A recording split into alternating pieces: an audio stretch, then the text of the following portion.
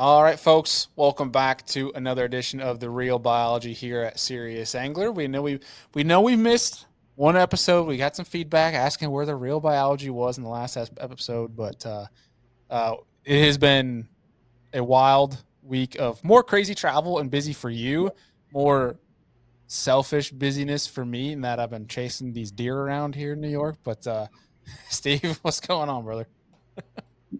I have not had a day off in 40 days.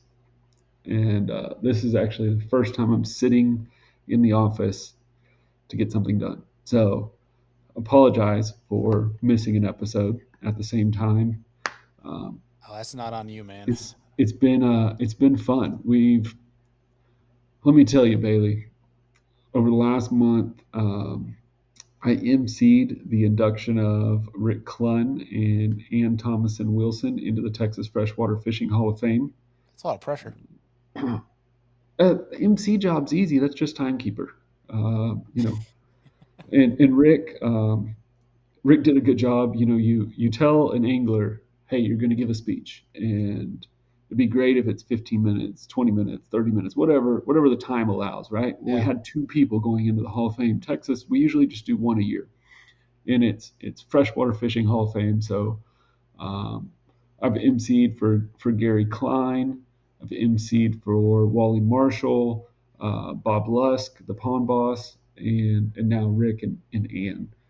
That's awesome. And you never know. You never know if you're going to get a 5 minute just on the nose speech or a 40-minute rambling conversation speech. And Ann is a little bit older. She's more reserved. She's one of our true Texas fishing legends. She was part of the Bass and Gals Tournament Club, traveling the country. You know, really just one of those real special anglers. She also owned a tackle shop, and she is credited by Todd Faircloth as being the person that got him into tournament fishing. So I Wow. mean, let's just say she's super special to our history here in Texas, and then of Yeah. course Rick. There's not much you can say about Rick Clunn, and that hasn't already been said. And Yeah. he gave a hell of a speech. It was a good time, and it was a pretty intimate ceremony. We only had about 150 people there um, at the Texas Freshwater Fishery Center, and then after the induction, we do this thing where we get on the Ethel Express trolley, and we drive around the fishery center, and we go to where the plaques are hanging, and we do a champagne toast with the inductee, and it's just their family and us Mhm. as the Hall of Fame committee. And so it was fun. That's always a great event, but we've been traveling a lot. Outside of that, you'll hear Mike and myself. Today's guest is Michael Homer, the Texas Parks and Wildlife Angler Habitat and Access Program Coordinator, and we Oh, just got back from the Friends of Reservoirs conference. Gary Klein was there, a lot of state agency biologists, and we're talking about habitat. So man, we just been traveling a lot. yeah. Well, it's nice that you get a little bit of downtime. That is the one we can call it negative. It can be a negative mentally, I'd say at times, but being a owning your own business and running your own joint is there are no such things as days off. You're No, always no, working to some capacity, whether it's a couple hours or it's 19 hours.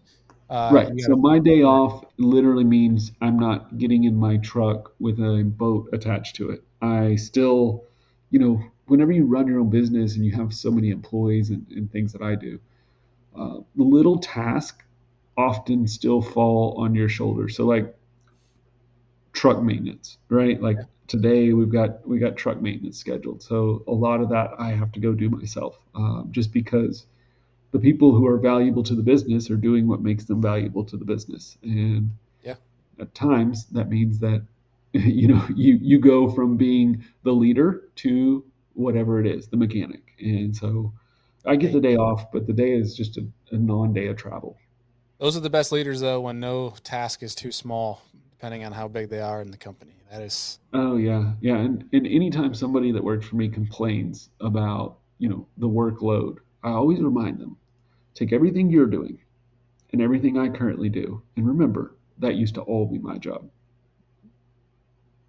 Yeah, it's all perspective, right? Yep, it's All all perspective. perspective, baby. So That's why no, shout out to when I used to work at Gunpowder. Ryan Chuckles, the owner of the business, and he would still yeah, step in now and then and write a press release if we needed to write a press release, which yeah, is we got to get it typically, done yeah, it's every week. yeah, yeah, well, that's yeah, that for sure. But I mean, even now, like it's it's cool when you're building a business that's a team versus Yeah, like a hierarchy, if that makes any sense. Like obviously you need a leader, but I totally agree. everybody has their role. That's cool. And we're gonna be hearing about Mike's role here soon. And I think I don't know. Steve, it's been a little bit. I feel like we just need to dive in here, but I also feel like we need to do a little bit catching up. Have you been fishing at all? Yeah, I bought in the audience didn't realize it was a break because we did quite a bit of recording in Yeah, I the don't think summer we've months. recorded in like over a month. Yeah, yeah, it's been a while. But in the meantime, I bought a new to us express bass boat, and my Nice. wife and I took a short little trip for our anniversary, and just did some fishing. Just got back to our roots, ignored the world for a little bit, fished, enjoyed. When I got to spend more time with you guys outside of just ripping a podcast, talking fishing, seeing each other at events, Yeah, and have like dinner, and you guys are wild cards, dude. Like when you guys talk about like diving at night with tarpon, like yeah. you guys are crazy, like crazier than I anticipated. I even gave you credit for, Steve.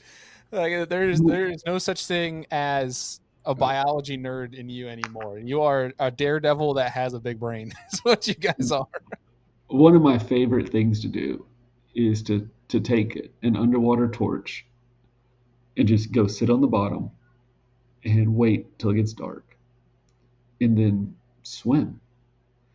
And at some point, if you're in a fairly touristy area, tarpon will come join you. And then as you're just using your torch to look around, fish are going to get caught. And they're going to pause for a second. And the tarpon will leave your side and they will go smash whatever you found for them. In our last trip, Casey and I were in Bonaire, and she accidentally lit up a eel, just a little spotted eel, and she accidentally lit it up, and the tarpon went and dove down underneath the rock and came out in this tussle with an eel, and it was amazing. Uh, Yeah, you guys uh, caused a feeding frenzy, and all I know is what other things live in there, and that is what I am petrified. Like, I wish I had the cojones to go and do that stuff with the tarpon you guys are doing because it sounds like the most insanely cool experience ever in your life to be around just gigantic tarpon and basically being their feeders, if you will. yeah, They're bird dogs, but I also know that you could bird dog and be the food for anything else that's also in there. We're talking the one of ocean. the one of the first trips we took, we dive alone, just us two. We don't have a guide. We just like to go by ourselves. You guys are nuts. And we're 45 minutes in, 30 foot deep, which is a shallow dive. That's easy. And all of a With sudden tanks, we of see course, right? this. For the people listening, your tanks on. Yeah, yeah, we're scuba diving, scuba Yeah, diving. yeah. I can't hold my Michael breath for Phelps over 45 here. minutes. And a school of big eye scad is offshore. And for our audience, that would be like a giant gizzard shad. But a school of them that's the size of a Hilton hotel. And they're just swirling. And then they start moving to us. And my instinct is to go into them. So I go in there and I turn around and I'm like kind of waving at my wife and stuff. And then she comes and joins me and we're just swimming with these scad. And then after we got all, like they passed us eventually and you could just see how monumentally big it is. And then a school of tuna came up and started eating them. And so like we're watching the feeding frenzy happen. And afterwards I thought to myself, what if something larger had came after those scad while we were just in the middle of them? Like, what if What if I made a bluefish. mistake? Yeah. Yeah, typically you don't want to go towards the food. Yeah, that's not me, man. I want to go experience it. Yeah, I mean it's like going towards a wounded gazelle. There's going to be a line around there. So No, yeah, it would be like going towards 10 million wounded gazelles.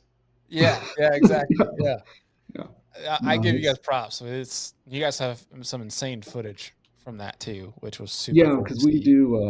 we do record most of the things we do, just you know, It's awesome. so that we can be boring when our families come visit us. We can put it on the big screen and be like, "This is this species of fish. This is this species of fish, and this is yeah. Watch this tarpon eat this knife fish or whatever." Yeah. It's so freaking cool. Yeah. But man, anything else for the folks before we take this sucker out? Because it has been a minute. So I'm trying to remember if there's anything we needed the folks to know. Well, what tournament did you win? I'm sure you won something. Uh, we had our last. I'm trying to remember when the last time we did record because I've had a couple tournaments September, and it's now almost end of October here. But no, we had a New York State Invitational, which is the year-ending tournament for all the kayak leagues in New York, where all the top 10 AOIs from the 5 or 6 trails all over New York, from Long Island to Adirondacks, meet and compete. Okay. Trail wise, we ended up in second, but I won the individual side, which was cool. But otherwise, man, it's just been so ate up with deer Yep. hunting bug this year. It's been really good. That's, And I mean, it's been hard, honestly, too, to fish right now because mhm. we've had conditions wise, it's fine. I'll go out and whatever, but it's Right. when you have sustained 20, 30 mile an hour south winds every single day for weeks on end, it Kind of makes it wears you really out. hard. It makes it hard to hunt too, but it's at least easier. You're not worried about flipping a kayak in 3, 4 foot Right. waves all day when you're in a tree stand. So That's true. it's makes it a little bit more difficult. But I Um, do have to shout out my wife. We had our okay. second wedding anniversary trip this past Congratulations. weekend. Thank you. And went to the Adirondacks, and she wanted to make sure, and well, our trip, that I got to do some fishing, So, Ah, and she even offered to go do some because I kept driving around, and of course, in hunting season, I mean, even in general, when we drive, you probably know this. When you drive by a field or a lake, mhm. you You are gotta half check it paying out. attention to the road, half paying attention to what's in that field or on the lake. And she even offered, she goes, "Hey, we could always go grab our drinks from the brewery and walk down this road because there's state land from where we're staying, down the road from where we're staying." Right. She goes, "We can go glass the field if you want." Like, Oh, that's how you know. That's okay. how you know you got a good Yeah. one. Yeah. That's how you Those were know. summer date nights. You just go pick up a drink or two and some takeout and go sit in glass of field for the evening. Love it. Love Yeah, it. Love it. awesome. We don't go swimming at 30 feet at below at night with tarpon, but we You do like to can. go You outside a little can. bit. You can learn. You can learn. She'll never do it. She won't go past her ankles in the ocean. Mm. We're both a Well, pair of chickens, is what we are. Either way. well, maybe it'll happen eventually. The last time we went, Casey, she spotlighted a slipper lobster, and we thought we found an alien because I'd never seen one in real life, and man, it looks like a croc, like a croc shoe, Slipper alien? Or a a slipper slipper alien. lobster. Slipper Slipper alien. Man, we are off the rails today. Hey, slipper. before we get too far, Yeah. we also at Ooh, we're some point lowered. need to talk about Caleb Bell and the new Alabama bass record that he has. Yeah. What? Yeah, I'll tell you this after. But yes. Yeah, official. Official, official. Yeah. Congratulations to Caleb, and also, what a sad day whenever we have Alabama bass records. That's Yeah. just sad. It's great when you're catching them. It's also not great when you're catching them, Yeah, depending on the when you're circumstance. great catching them. Yeah. Yeah, but congratulations to him. Fish. When we talk about fishy dudes, that is a fishy dude. Have you ever had the opportunity to get in the boat with him? I'm not. I'm not. I know he loves to get down to Texas, so we'll have to make that happen at some point because if you and Caleb together, Caleb is, and I fished with a lot of incredible anglers Mhm. talent wise, but from a angler standpoint of perspective and Yep. putting together like the wildest of details together Okay. and then going and catching them and proving it, Hmm. he thinks completely different from anyone that I've ever fished with, I including love the that. guys of like a Hank Parker and things like that. He is, and I would love to see you two in the boat. That would actually be a really cool podcast. Is getting him on here with you and talking down some subjects, because I think if anything, it'd make my life easy because Caleb would probably ask you a million questions. It'd be like a 7-hour podcast. There you go. But Yeah. And we let's make run it our happen. one episode. Yeah. One day, one 24-hour episode of what that would turn into. Yeah. Uh but yeah, either way, anything else, man, before we get into No, this let's get to episode here? Mike Homer. One of my best friends in the world, Michael Homer, is on this episode. He's going to talk about habitat. He's going to talk about his new position. He's going to talk about how it works in the country. You will love it. It's a lot of technical information, but it's the kind you're looking for. And stay to the end because he's going to give a whole laundry list of places you can go for resources or things you can do to participate yourself. And as always, stay to the outro here too with our lake hotline segment that we always do with Steve, which for folks, if you didn't know about that, it's when we take literally your questions that you submit and present them to Steve for him to answer at the end.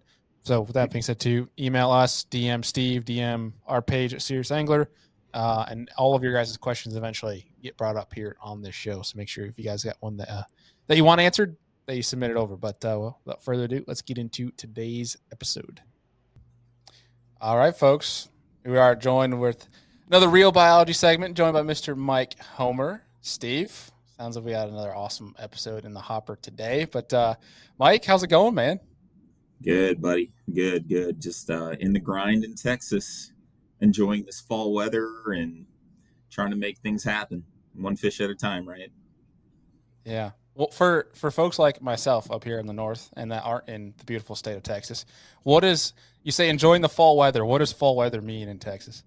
Certainly not what you're experiencing up there. In West Texas, we don't really get the colors. It's mainly just brown or green if you're looking at juniper, but it's mainly just brown. We're in the 70s probably throughout the rest of the week, so but certainly the New York weather, I miss the fall colors, man.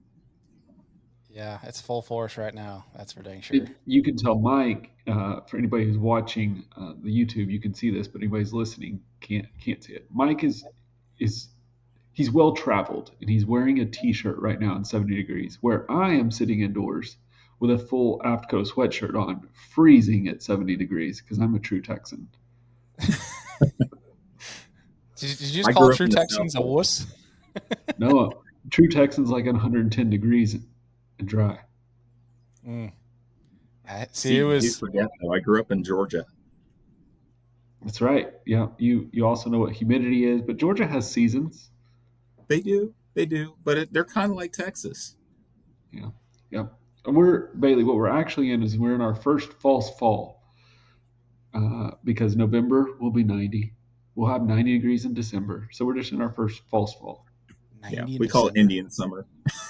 Yeah, Oh my gosh.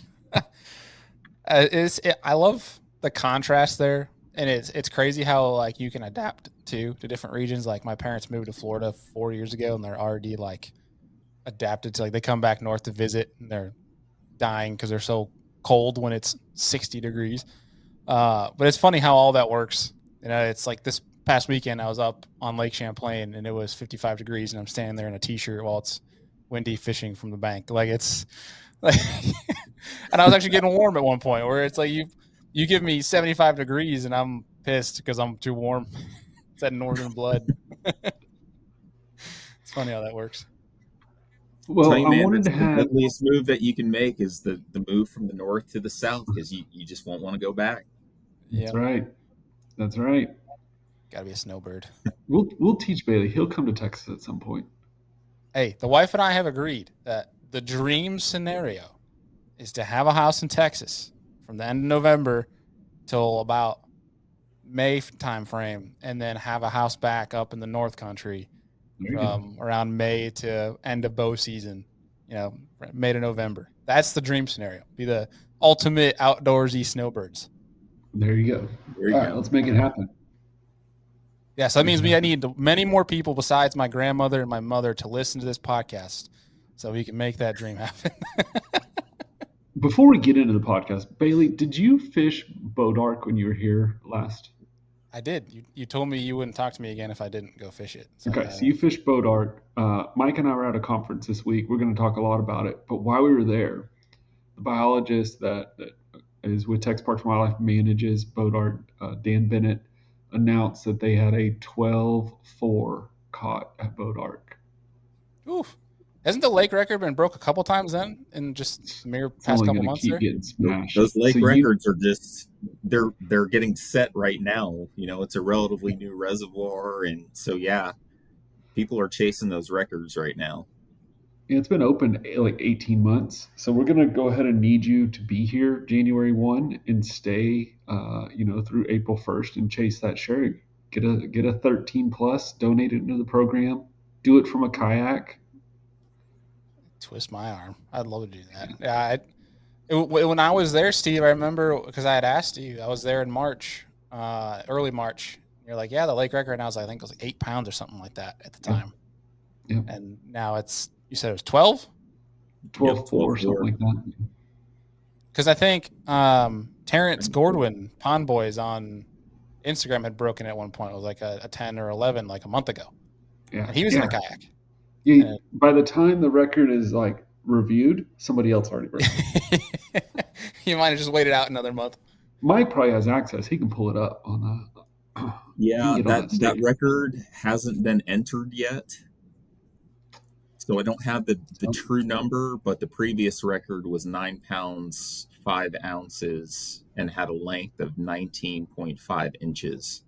So your That's chances of potentially breaking the record are pretty good. A 9-pound, 19.5-inch fish. Yeah, it's a football. Yeah.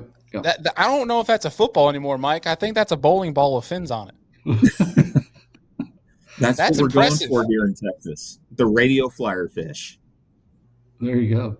Yeah. So absurd.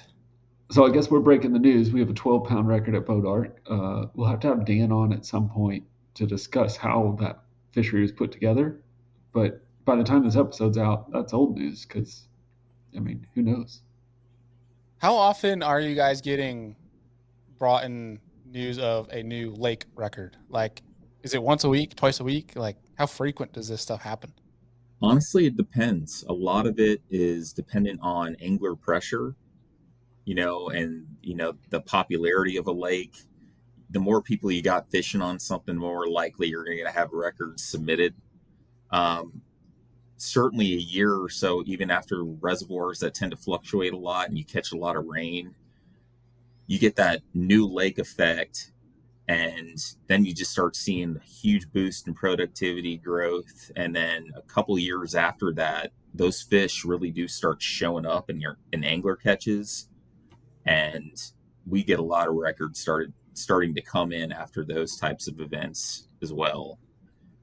And so seasonally it can also differ. We get a lot in the spring and summer, and those are usually your bass records, your crappie records, white bass hybrids.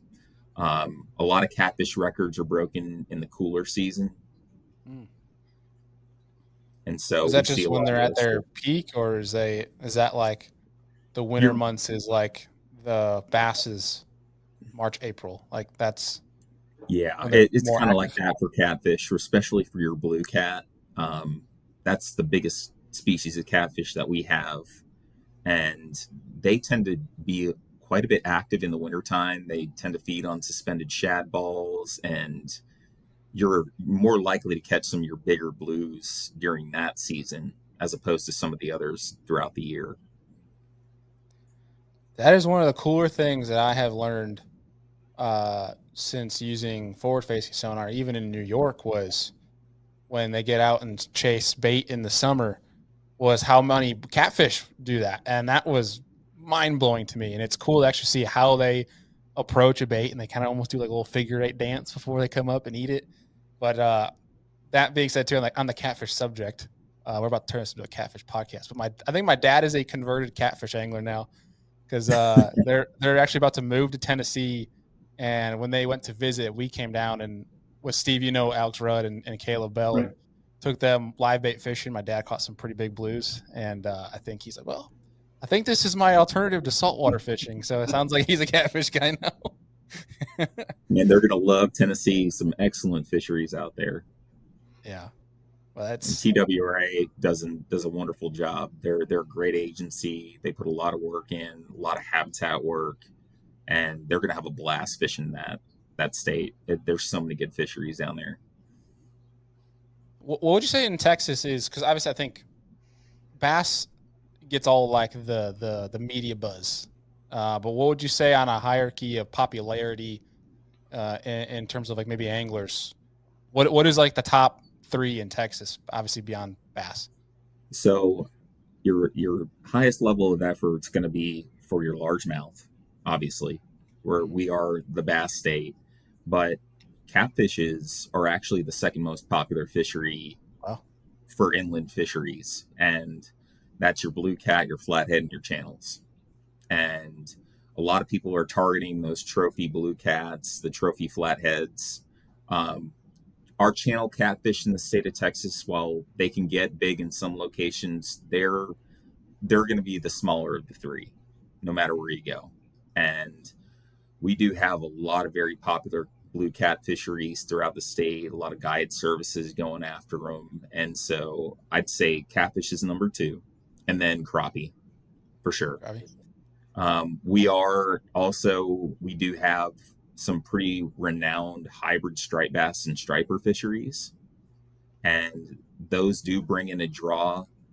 Even out here in my district in Abilene, we have some of the best hybrid striped bass fisheries over at Fort Phantom Hill, Lake Proctor, and certainly excellent opportunities for people to get out and target something a little bit different.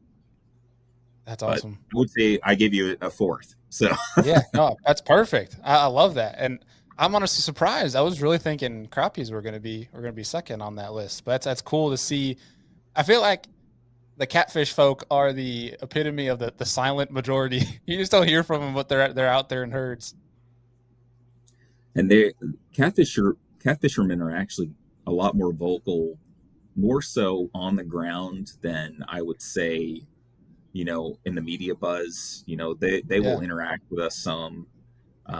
A lot of those anglers are out there. You do get a lot of subsistence fishermen, and that's their livelihood, that's as cool. opposed to just the sport side of it. And so you do get a lot of vocal anglers from that sense advocating for those fisheries. And um, we do have some groups throughout Texas that will help provide input, and they'll do some advocacy for certain regs on particular fisheries to either put a trophy reg on or a more restrictive reg, believe it or not. And that is in order to just make sure that we're providing them with a fishery that's going to be better conserved. And as a biologist, we certainly appreciate that feedback, in addition to the creel information we collect in those surveys and our monitoring data for the fishery itself. uh, we're very fortunate that our department has a really good relationship with our anglers for the most part. And That's awesome. it's not necessarily characteristic what some other states face. That's awesome. And isn't that Sorry, the Steve. truth, Mike? Didn't mean to turn this into the real catfish podcast, but Well, you got I got you. curious. This is the cool part about having Michael Homer on is Mike is kind of transitioning right now from district supervisor of Abilene, and in that district, you do have amazing bass fisheries. You have really good crappie fisheries, hybrid stripers, and catfish. And Mike, um, maybe we should speak to this for a second because I've never really had these conversations. But whenever you're a biologist for a district, you don't just manage bass. No. In fact, a lot of the research you're doing is not on bass; it's on age and growth of hybrid stripers or catfish. And a lot of Mike's work is also on community fishing ponds that are put in take fisheries that are channel cat based or even rainbow trout based in the winter. So our biologists that we have on this show, we often talk about bass because that's what the show focuses on. But that is not the totality of their expertise.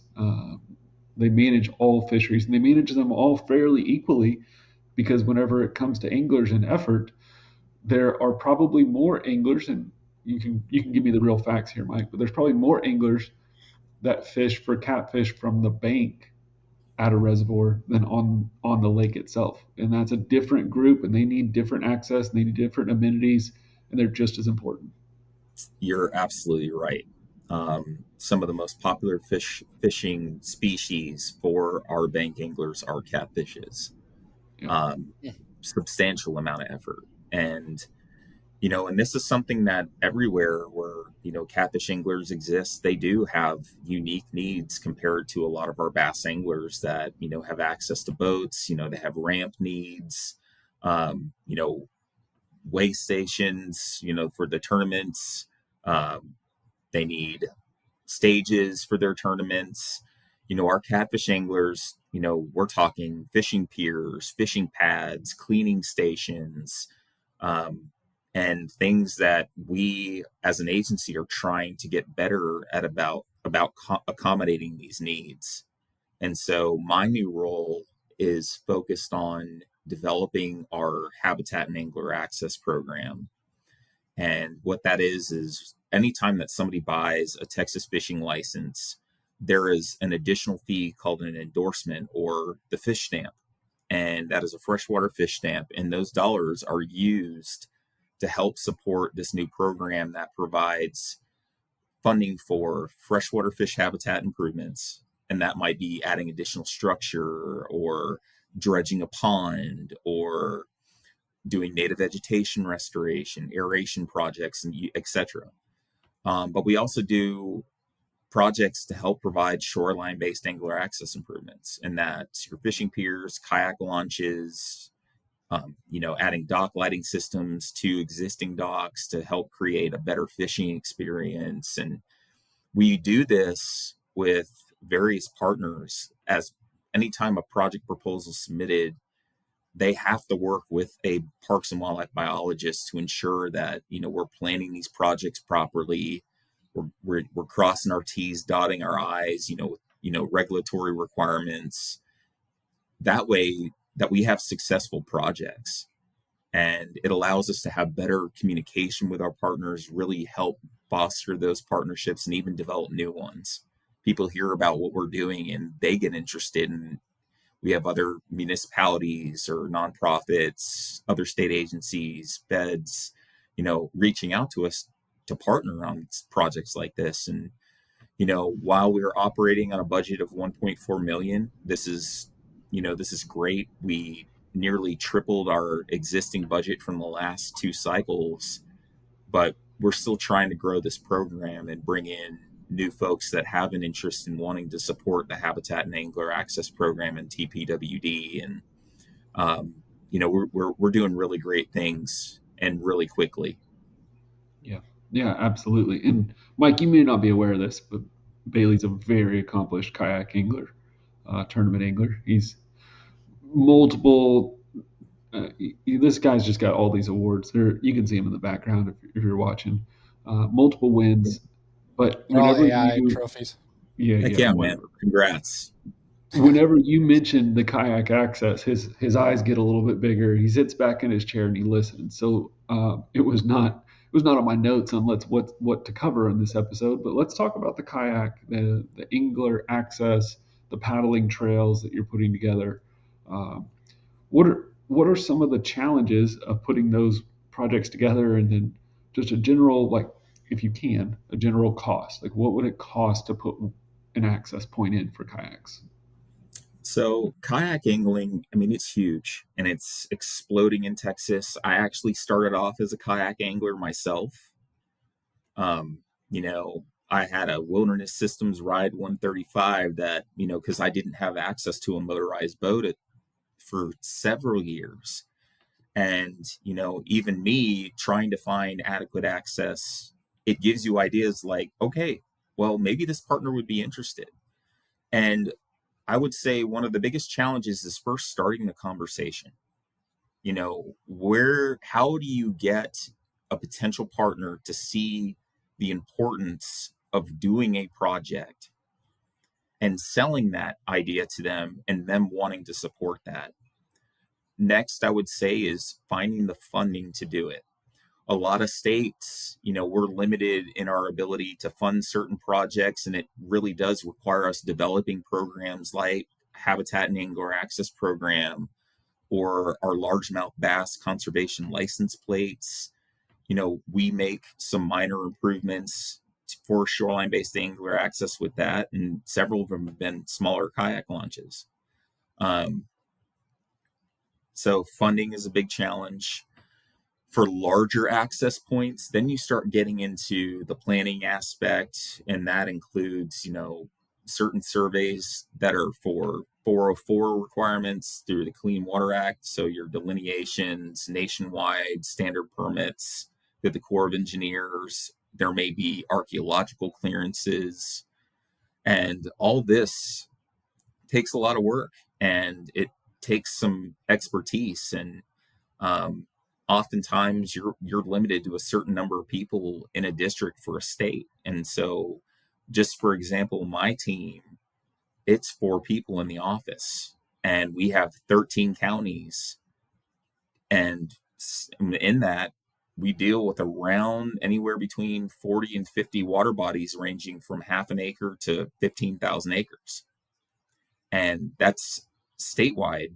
We've got 14 management districts throughout the state, all facing the same problem, and other state agencies face this as well.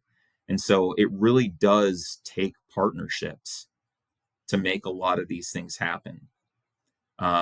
Because even with the resources that we're able to contribute to doing an access project, we're often relying too on partners bringing in some level of match to help us make these projects come to fruition. And so it's constant. You're even as a fisheries biologist, you're a salesman, and you're selling conservation. How do you make it relevant to them, and how is it going to benefit them? That's so true, And Mike. So true. kayaking, angling, they're our customers. They're buying licenses. We have a responsibility to provide those needs to that group, and we want to. And we've been very fortunate over the years to have a state paddling trail where we have targeted areas for paddling access. A lot of those are managed through our coastal division, but we also have a rivers access and conservation areas program that works with private landowners to provide some funding for them to create public access to paddling. And, as you know, Texas is mainly private land. And so that also takes a lot of partnerships selling the importance of why a paddling trail is necessary and why a landowner would want to support it and what it does for fisheries conservation as well. These anglers, a lot of people don't understand that when they buy a fishing license, those dollars go back into the resource. And it's also used to justify our federal government through the Sport Fish Restoration Act to Mhm. support the states in providing conservation to fisheries. And so we do a lot of work trying to educate folks about these various efforts and why they should be buying their licenses and the amount of good that it actually does, even if they don't necessarily fish. Right. And it's something that we, as natural resources agencies, we could continue to do a better job communicating that message. But it's something that is still that we really do try to do. And I know I kind of went off on a different tangent there, but it all ties together, from the kayak access to the shoreline based angler access, boater access. We are working to give people opportunities to be able to experience fishing and have quality experiences. And, we're really hoping to achieve that with this habitat and angler access program as it continues to grow. Yeah, absolutely. I mean, this is a must do. You have to, it doesn't matter if you have the best fisheries in the world if you can't use them. Yeah. And if we lose access or we have conflict at access points, I mean, I can only imagine. I'm trying to launch my boat, and Bailey's like unloading all of his gear into his kayak, and it's taking forever because we're at the same ramp. Like, Mhm. I could see those conflicts occurring. So it's great that Texas is focused on making sure that all anglers can use the resource and access it in the way that most suits their fishing ability and whatever it is, if it's because of cost or physical ability or whatever, however they want to access the fishery, they can. And that's I mean, I don't I'm sure other states are falling in line and doing the exact same thing, but I don't see people putting it forefront like Texas is with this habitat and angler access program. I mean, they're devoting access as part of the name of the program. They are devoting a lot of resources to it. We're certainly Yeah. trying. And you mentioned inclusion. And, one major push that we try to do too is to accommodate folks that may have disabilities. And so as people are planning access projects through this program, we're making sure that that projects that are being conducted are ADA accessible. And that is a huge push that we're doing. We are really scrutinizing proposals to make sure that people are thinking about this stuff because Mhm. they buy licenses too. And as work days are getting longer, people are, allocating more time to other things, and we're trying to make it more convenient for people to actually get to these sites and, participate in angling because it's a gateway sport. You try angling, you get curious about camping, you get curious about wildlife watching, and it makes you want to experience the outdoors more. So we have a responsibility to make it easily accessible. And that's also, a challenge for us because it takes resources. That's a really good point. Because now thinking about it, I been a handful of times going out to whether I'm launching at a ramp or it's been a pier for saltwater or even freshwater for that matter, where I've seen people in wheelchairs that are trying to fish from that access, and that's a really good point. I love that you guys are focusing on that too. And whereas there's thinking about certain accesses, they're like, yeah, there's no way that they could like if you try to launch a boat and get them on the boat, like it's a very tall task. So I love that you guys are doing that. That's awesome. We appreciate that, Bailey. Thanks a lot. Yeah. I love the kayak part too, obviously selfishly, but I feel like the kayak anglers are the easiest ones to appease with access because if you just give them a shovel and be like, "Yeah, you can go dig yourself a ditch to get in there," they'll be like, "All right, cool." Like most of them feel like that, but I do love the full approach. It's awesome. Well, Mike, I think you learned your new plan. We don't actually need to build access points. We just need shovels. You You just have might have We shovels need some the at the lazy hands state folks too. park. now. Just go. Yeah, Well, we need the the hands majority of for those kayak anglers, shovels I'll too. say, because there's some that do the whole trailer thing that are like, if there's no ramp, they're not gonna use it. They're kind of lazy now. I'll put myself in that boat. This But also shows you that Bailey has never came to West Texas because you hand somebody a shovel in West Texas without a rock bar, and it's not very useful. But with the access improvements for kayakers that we're doing, we've done true ramps, that are concrete with railing. We've done some that have pulley systems that dang, if you have your kayak in the water and you don't want to drag it, some of these actually have pulley systems that you can tether your kayak to and pull them up on a railed ramp. The one that we just put in at City of Early, which is a major project that Steven's been involved in. We got an easy dock that actually has a kayak launch attachment. You can set your boat in it. You walk down a little gangway.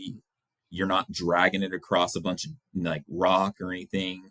You set it in, and you can actually take your oar and pull yourself off on these. That actually has a guided track that you can pull, and you're minimizing damage to your boats. And we're trying to think about these things outside of the box to really provide even our kayak anglers with an excellent experience, and also considering this is expensive equipment. I we love that. want we want to make sure that we're providing things that people know that they're going to be able to take care of their stuff better. That's awesome.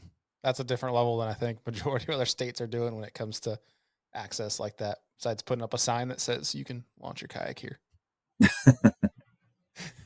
That's Yeah, we awesome. really try to think about that stuff, even static outreach. Some we work with some partners to provide, kayaking safety tips on signage, with Yeah. little diagrams, and we have literature to talk about, things that you'd want to bring, as like a little checklist, you know, so Yeah. that way people also feel like they can be prepared too if they're interested in trying it for the first time. Yeah. So we really Love do that. try, and we're always thinking we're trying to continue to be adaptive in what we're doing, and you know we're willing to hear the feedback too. Love it. Steve, Yeah. should we get into some habitat No, stuff? this has been habitat, but I think Mike's broader point was that it takes partnership, and I think um, Mike, one of the things I wanted to talk about in having you on the podcast is the reservoir habitat partnership, as well as Friends of Reservoirs, the nonprofit that supports that, and what we did this weekend. The meeting we went to, as well as just how the program works. So let's start in by you kind of explaining what the Reservoir Habitat Partnership is, if you don't mind. Sure. So just to kind of give you some background information, you know, a lot of what folks fish in the United States are reservoirs, but these are not natural systems. They have to be maintained because over time they experience something called reservoir aging, and that's where you lose a lot of your coarse woody habitat that a lot of our fish species rely on because many of them are structure specialists. When you think about largemouth bass, what are you catching them off of? Catch them off a brush pile or rock gravel bars, you name it. They're hanging on some kind of structure. They're forage. Bluegill, all the other various sunfish, same deal. Crappie, we put out brush piles to try to fish for crappie. And that's just because their lifestyle, their life history strategies, in order for them to survive, they've adapted to doing that. In reservoirs, we lose a lot of that habitat over time due to sedimentation, loss of that woody debris from natural breakdown.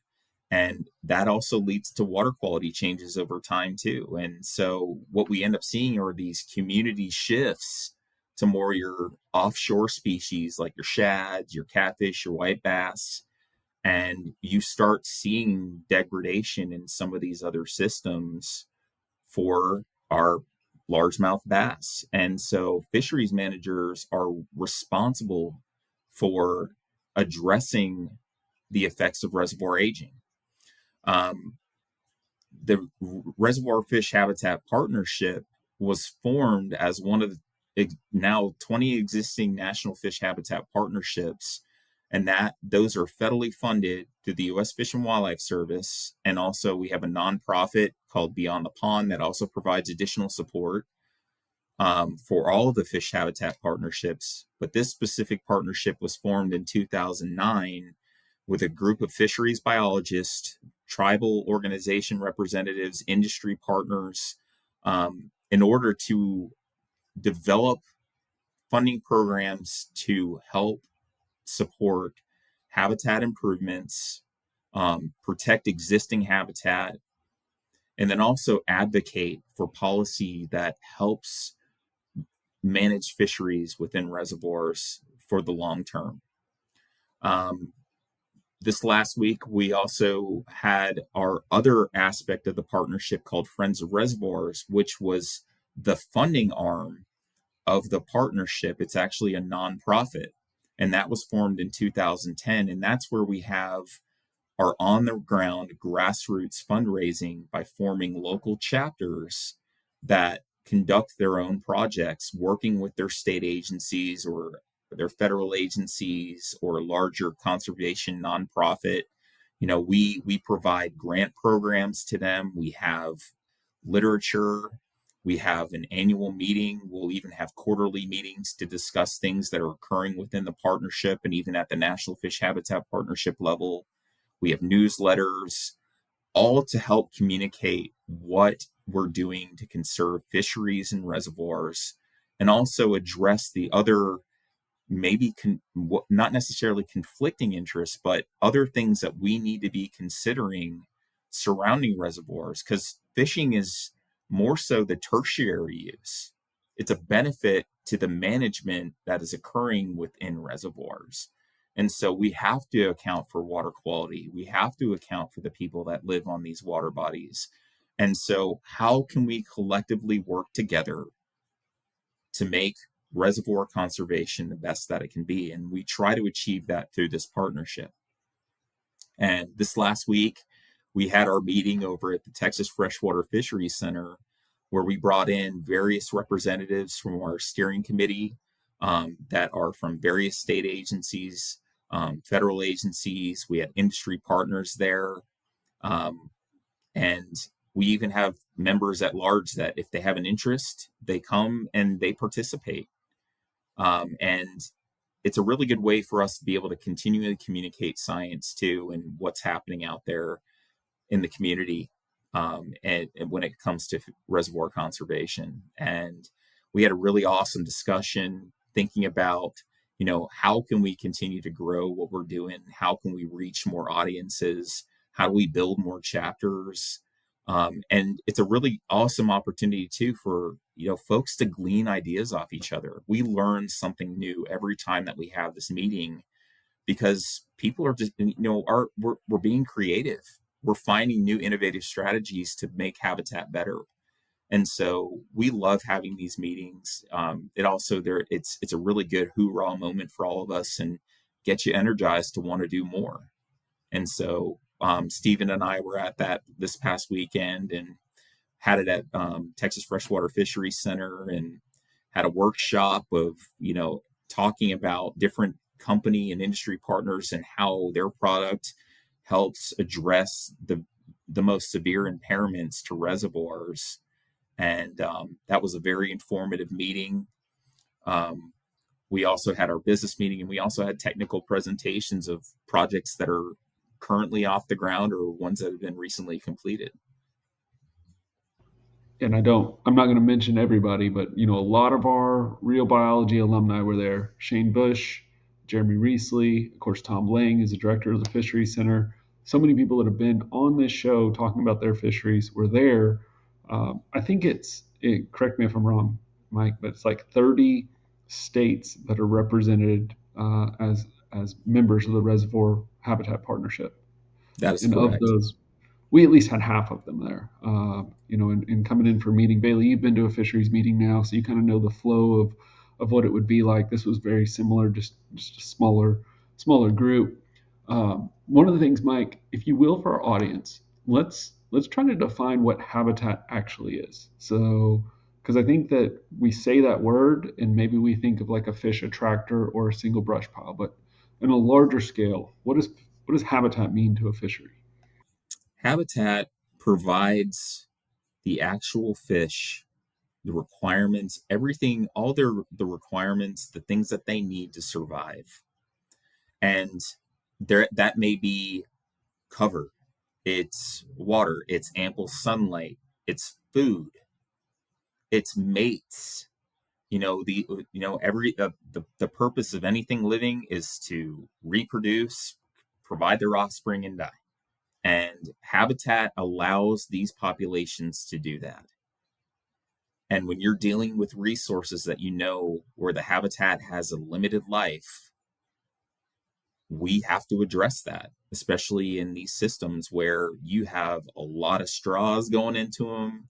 You've got a lot of various uses and a lot of groups that have interests of their own that we all have to account for and work together to make sure that these systems last and that the quality of the fisheries last. And so, in habitat in a whole, we think about, the vegetation, the down logs, but there's so much more that goes into that. Forage for some of our popular sport fish, that's part of that habitat. They have to have that habitat to have access to that forage. If something were to change in that habitat, that forage may not be there anymore because their requirements are not being met. And Right. so when I tell people about habitat, I try to just simply break it down like your house. You have cover there, you got a refrigerator with food, you've got access to a sink with water, and you have a family. Yeah, And that's right. so, that it if you're trying to talk to the layperson, that's our habitat. And when we go outside, we have a yard, we get sunlight, we get more sunlight, we have the air around us, we have the trees, we got to have all that stuff to survive. Mm. And so, not all, and then when we're talking about the features of habitat, which what we try to do is we add various features to try to improve habitat. Not all of them are created equal. And so we also have to think about, well, what is this feature going to provide to this fishery, and what is going to be the expected benefit from it? And so when you're planning projects, you have to consider these things, knowing that whatever you're enhancing with may have a different function in that environment.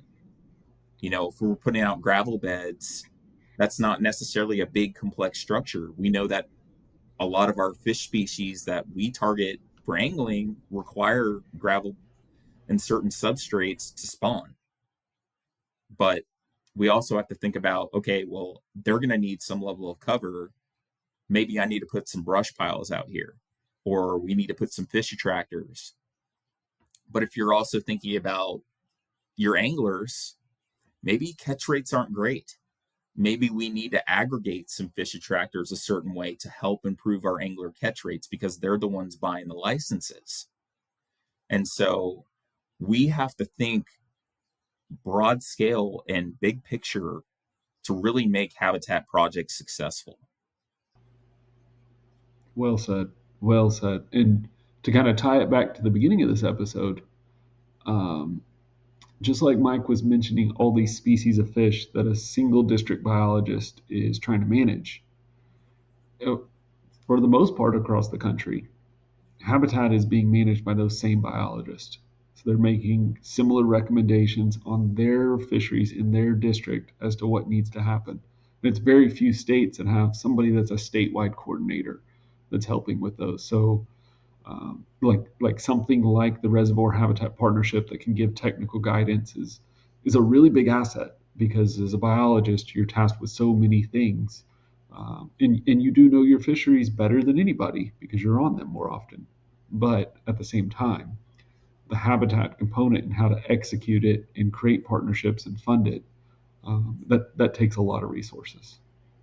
It does. And, the one great thing about the partnership and forming the local chapters and in also getting industry partners involved, you know, folks that have an interest in wanting to make a difference, this gives them that avenue to do that. And then also gives them an avenue to have access to resources like funding, like their biologists, and help foster those relationships and have success. We offer, and through the partnership, we've been fortunate to bring on sponsors like AFCO, Reef Ball, Mossback, and even more. And, you know, they provide funding to help on the ground projects that, these chapters can apply for, and we even have larger grants that are supported through the National Fish Habitat Partnership that go all the way up now to $100,000. And so we're doing substantial work throughout the United States with this partnership. And this also is something that these chapters can be involved with. In fact, they are typically required to be involved with their state biologists as they're planning these projects. And so, Right. if the layperson that, wants to learn more about the partnership, or, has an interest in getting a group together to where they want to do some projects, they have access to become a chapter just with a simple fee of $25, and it's a one-time fee. And that makes them eligible for all the grants that they can apply for through the Reservoir Fish Habitat Partnership. And they are making a difference.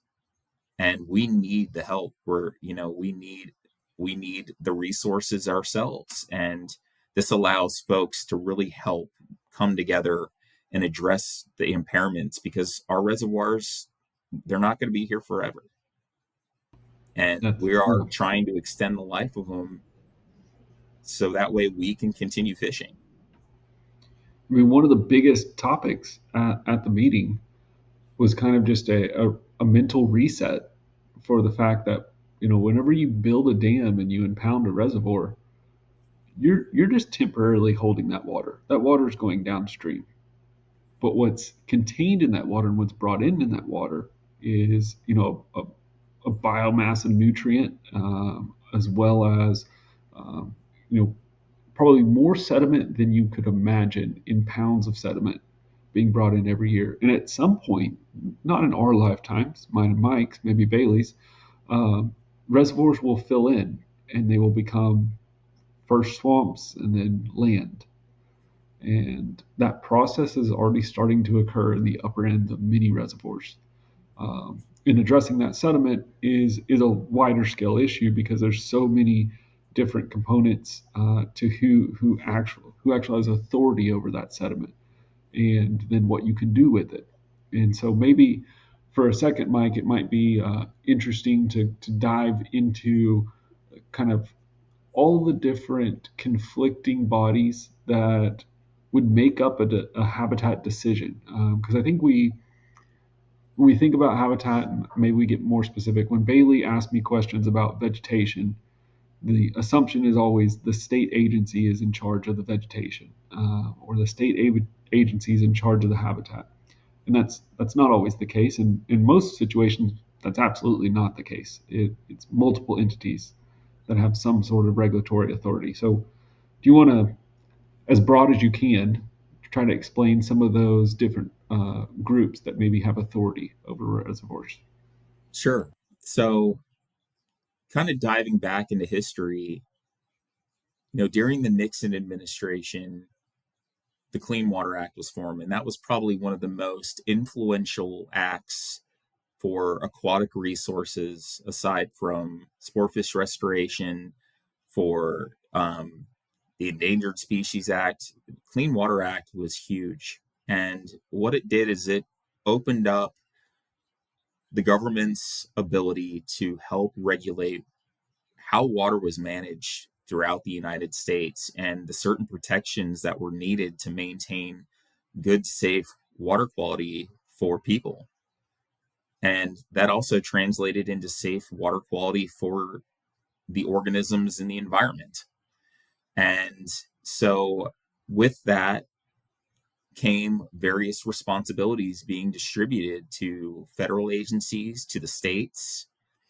And that also requires, when on the ground projects are occurring, they have to meet certain standards, and that's through permitting, certain surveys that have to get done, certain reporting requirements.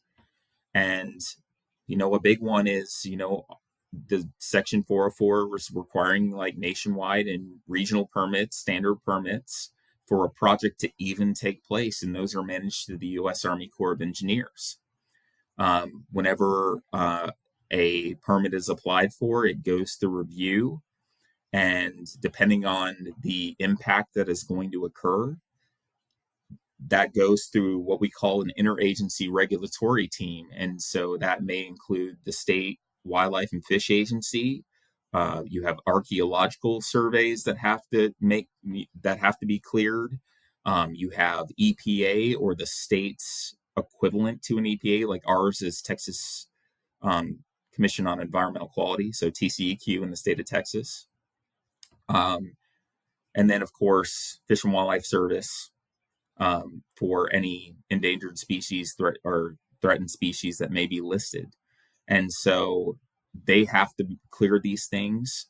And then you may even have local municipalities that have a say in what needs to get done too. They're going to have their rules as well. And so those have to be considered. And depending on the scope of the project, these particular requirements for us to achieve these projects, they only get larger. And when we're talking about dredging a major reservoir, we're talking millions and millions of dollars. And that's from everything from engineering costs, the heavy equipment, where you're going to be loading the sediment and bringing it, disposing of certain sediments due to whether or not they have contamination from like various toxins that may have been washing in through the watershed. Um, there's a lot of things that go into it. And as a fisheries manager, I'm one man. And I can tell you right now, with what we have in the Habitat and Angler Access Program, we're very fortunate that we were appropriated these dollars. But just to give you some context, $1.4 million will only get us so far. That's enough money to potentially dredge a 3-acre lake. But that money would get wiped out very quickly. If we're talking about dredging a Lake Wichita or a Lake Abilene or Lake Fork, we're talking billions of dollars. And that type of funding is often, that would need some level of legislative action. And so us fisheries managers and those that want to conserve reservoirs, we have an uphill battle, because even our reservoir fish habitat partnership, we're limited in what we can do.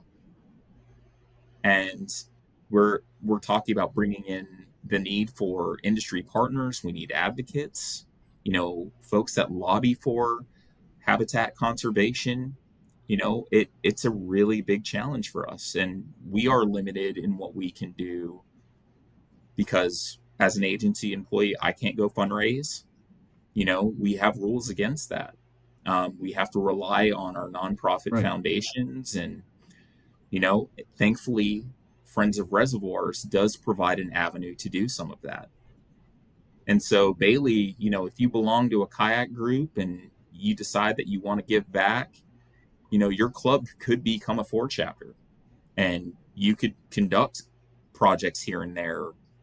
And, or if you have another group that may be interested in wanting to do something, now that you're using your platform, you can say, hey, you know what? I know this group, and like, we can get money to do this stuff. And this would allow you to network with other folks and make new friendships and new partners and glean ideas off each other. That's what the intent of this partnership is for.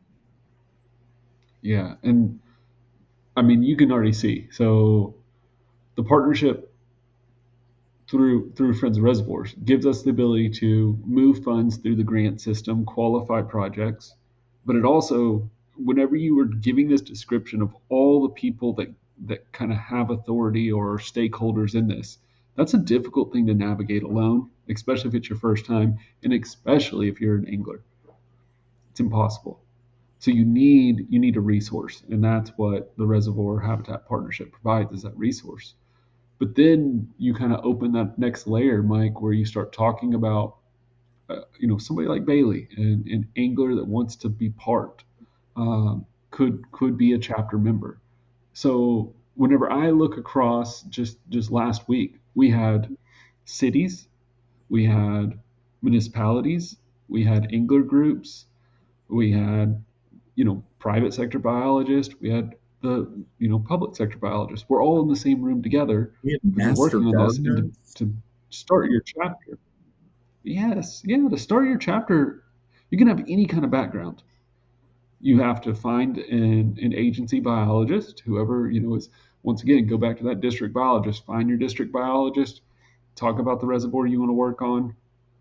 Build that partnership. Create a chapter. $25 one time. That's right. Like that is, we talk about it often, Bailey, on this show. Like, how do I get involved? This is one of those organizations that help you. And then I also think about Bailey for a second, and I think, well, Bailey doesn't have many reservoirs necessarily, his natural lakes or glacial lakes. Well, you're very lucky in the fact that there's 20 habitat partnerships, and one of those habitat partnerships fits your water bodies as well.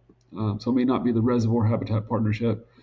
It may be that what we learned about the Midwest Glacial Lake Habitat Partnership at the Correct. meeting. And Mike, you might be able to tell me some more that somebody like Bailey or anybody in the audience could potentially participate in. Sure. And even these national partnerships, we work together too. There may be a collaborative effort between multiple partnerships to help just further the ability to make these efforts successful. And should anybody have an interest, Bailey, the way that you get that information is the National Fish Habitat Partnership has a website that anybody who's interested can go and read about every partnership. And it also provides the contact information of their steering committees. And just, it's about making the nexus through that communication. The introductions, that's the hardest part of the battle. And once that's done and that relationship is made, those people, they're your friends, they're your colleagues, they will work with you to help make you successful, and they will help find a way, but they will also provide you with the expertise to help guide your project.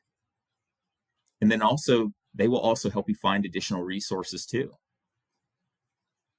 And so, we're these partnerships are very crucial as a means to help bring in folks that may be non-traditional to the management of fisheries. And we need to have them, and we need to continue to grow them.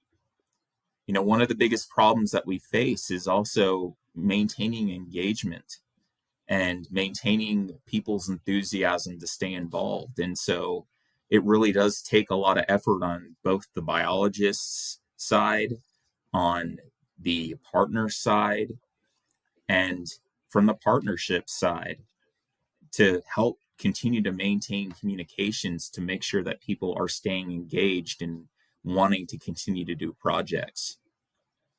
And we do face challenges with that. We also need to be reaching non-traditional audiences because they may not, while they may not have an interest in fishing, they may just want to do something that's beneficial to the environment.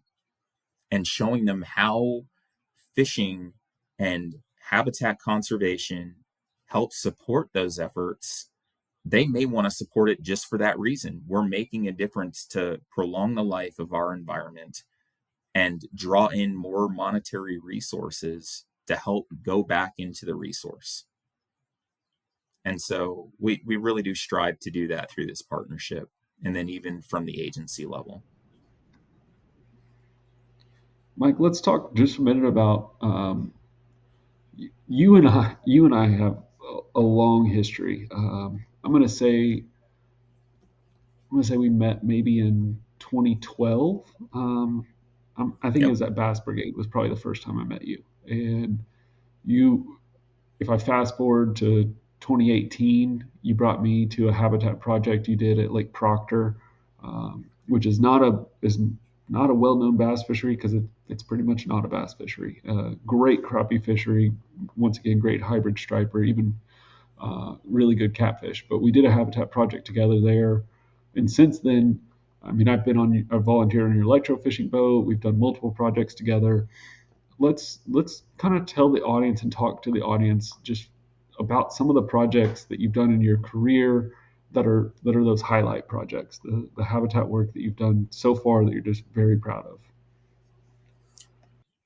And Stephen, a lot of the projects that I've been involved with over the years, you've always been a part of it and a big advocate to help support these projects. And, you're one of my best friends. And, I certainly appreciate all the help that you've been able to do. And, one of the most recent projects that, we were able to accomplish was on Lake Brownwood. And we're super proud of that because we were able to really develop partnerships with multiple local entities that see the value in what we're doing. To name these entities: Brown County Water Improvement District, Brownwood Bass Club, City of Early. And, we've been able to accomplish several things throughout the reservoir, from enhancing 7 areas, creating reef-like systems with a diverse array of habitat to add the complexity and really consider all the species that may be utilizing it. But our anglers are going to benefit from that. Even when water levels drop in that reservoir, these fish will have a place to be, and they will have the refugia to allow them to have, hopefully better survival, but we need to continue to grow those areas to make sure that they're not sinks. We don't want, we don't want to make sure that we're not putting it something where fish are just going to get fished off completely. We want to make sure that we're providing enough habitat to also account for improving numbers. And that takes a lot of resources. They say that, really good reservoirs, they have about 30% habitat coverage in their total surface area. And we don't have that. And so, Brownwood was a really great project in that we did some pretty substantial effort over the course of 2 years, enhancing those 7 areas. And now we're fortunate through the Habitat and Angler Access Program. And then Bass Pro is super generous in providing the Reservoir Fish Habitat Partnership with the Johnny Morris Conservation Grant.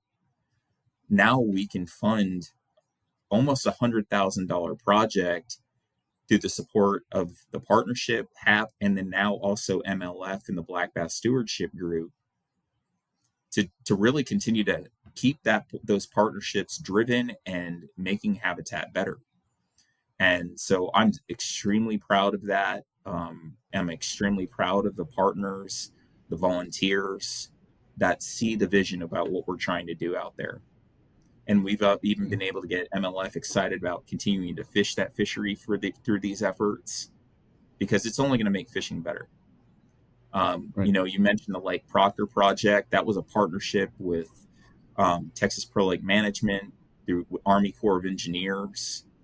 We had local volunteers also provide support, and that was supported both through the Corps of Engineers, Stevens Group, and then also we got conservation license plate dollars.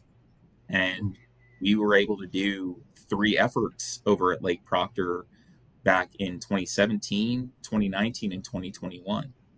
And we're coming up where we're wanting to do that again. And we've also had support through the Brazos River Authority that now, since I want to say this partnership started in 2015, where for over the course of 5 years, they provide $15,000 in funding to be distributed to reservoirs that fall within the Brazos watershed. And so it's partnerships like these that, have really made my efforts with my team quite a bit successful. The City of Early project, which was supported through the HAP program and MLF, and then even Texas BASS Nation, they were also a supporter of the Brownwood project. We were able to dredge a 3-acre lake and make it a 7-acre pond and incorporate erosion control measures. We were involved in the planning stages and the design. And now they have a thriving community fishery that allows families to have convenient access to something that's not necessarily as intimidating as a Lake Brownwood. And a lot of folks don't recognize the importance of these smaller impoundments. And so, we've been able to achieve a lot. We've been trying to do some stuff over the years too, in Abilene at Nelson Park. But that's one of those situations where our resources available are far under what we actually need to really make that fishery even better here in town. But through the program that I'm now coordinating, we're wanting to just continue to grow these efforts and really tackle the pie in the sky stuff. Yep. And it's going to take people like you and Bailey and to come together and make that stuff happen. Right. And one of the things I learned from that first project at Proctor from you that I think as I travel the country with Major League Fishing, I get to work with a lot of states, and I always try to tell them about this process that you used for site selection on Proctor. Once again, Proctor's not really a bass fishery, but there are a lot of guides that do crappie and catfishing on Proctor, and hybrids, hybrid stripers as well, but crappie and catfish. And Mike had those guides handle a collaborative effort on site selection. So he had a map. He was letting the guides pick spots.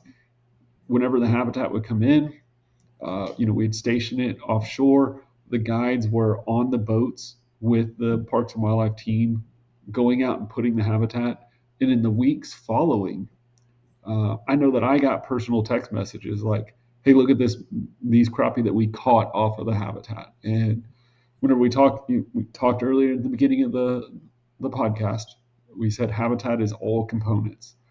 Uh, but at the end of the day, the anglers often see habitat resulted in catch rates. And so, using the guides for site selection, the people that are actually using the fishery, and then seeing that result all the way through, that's one of the lessons I try to teach other biologists when I'm in their district. This is how you work with your community. And I think that Friends of Reservoirs does a really good job of that, because it brings the angler into the chapter. But on a ground level, that's just one of the great lessons that you taught me, Mike, is how to incorporate the local experts in all of your projects. And I appreciate that. When it comes to these partnerships, when you're planning these projects, you have to be humble. You have to recognize that you're not going to know everything. And while you may think you have a good idea, your ideas should be vetted, because they may not have the effect that you hope that they do. And it's going to take input from our anglers, because they're the ones fishing. They have experience out there, and they're the ones buying the licenses. They're our customers. And to really make a successful project, you have to be willing to hear as many opinions as possible and work together to come up with a strategy. But also being able to communicate the science in a way to where it makes sense to them as to why we need to do something a certain way.